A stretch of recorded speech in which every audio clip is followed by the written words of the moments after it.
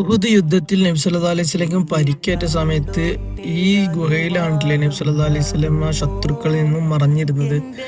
ഇതിന്റെ ഉൾഭാഗം ഒരുപാട് ഉള്ളിലേക്കൊന്നുമില്ല, കുറച്ച് മാത്രമേ ഇതിന്റെ ഉള്ളിലേക്ക് കയറാനുള്ളൂ. പക്ഷെ ഇതിന്റെ ഉള്ളിൽ ഒരു കാഴ്ച ഉണ്ട്. ഇതിന്റെ ഉള്ളിൽ നോക്കുകയാണെങ്കിൽ ഇതിന്റെ ഉള്ളിൽ കയറി കഴിഞ്ഞാൽ ഈ ഒരു കാണുന്ന ഒരു സ്പേസ് ഉണ്ടല്ലോ, ഈ ഒരു സ്ഥലം നബി സല്ലല്ലാഹു അലൈഹി വസല്ലം ശത്രുക്കൾ മുമ്പിൽ നിന്നൂടെ ഇതിലെ പാസ് ചെയ്ത സമയത്ത് ബാക്കിലോട്ടൊന്ന് മറഞ്ഞ സമയത്ത് പാറ ഉള്ളിലേക്ക് വലിഞ്ഞൊരു അടയാളമാണ് ഇതിലേക്ക് കാണുന്നത്.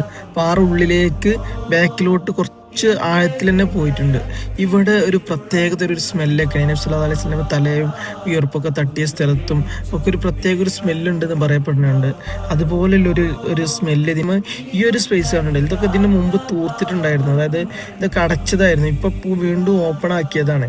ഇവിടെ നബി സല്ലല്ലാഹു അലൈഹി വസല്ലം ഇങ്ങനെ തല വെച്ച് പരിക്കേറ്റ സമയത്ത് തല വെച്ച് ചാഞ്ഞ് നിന്നൊരു സ്ഥലമാണെന്നൊന്നും പറയുന്നത് കേട്ടില്ലേ. ഈ ഒരു സ്ഥലം, ഈ ഒരു സ്പേസ് ഉഹുദിൽ വരുന്ന സമയത്ത് ഒരുപാട് പേര് ഇവിടെ വന്ന് ഇതെല്ലാം വിസിറ്റ് ചെയ്തിട്ടാണ് പോകാറുള്ളത്. ഇവിടെ തന്നെയാണ് മസ്ജിദ്, അതുപോലെ മസ്ജിദിന്റെ കുറച്ച് ചരിത്ര കാര്യങ്ങളുണ്ട്. അപ്പോൾ നമുക്ക് ഇതിലൊരു ചെറിയ വീഡിയോ ആയിട്ട് നമ്മൾ ചെയ്യുന്ന സമയത്ത് അതെല്ലാം പറയാൻ പറ്റില്ല. അപ്പോൾ ഞാൻ അതിൻ്റെ ബാക്കിയുള്ള വീഡിയോ വീണ്ടും ചെയ്യുന്നതാണ്. അതുപോലെ മറ്റൊരു ഗുഹയുമുണ്ട് ഇതിൻ്റെ തൊട്ട് മേലായിട്ട്, അതെല്ലാം ഞങ്ങൾക്ക് വീണ്ടും പരിചയപ്പെടുത്തി തരുന്നത്.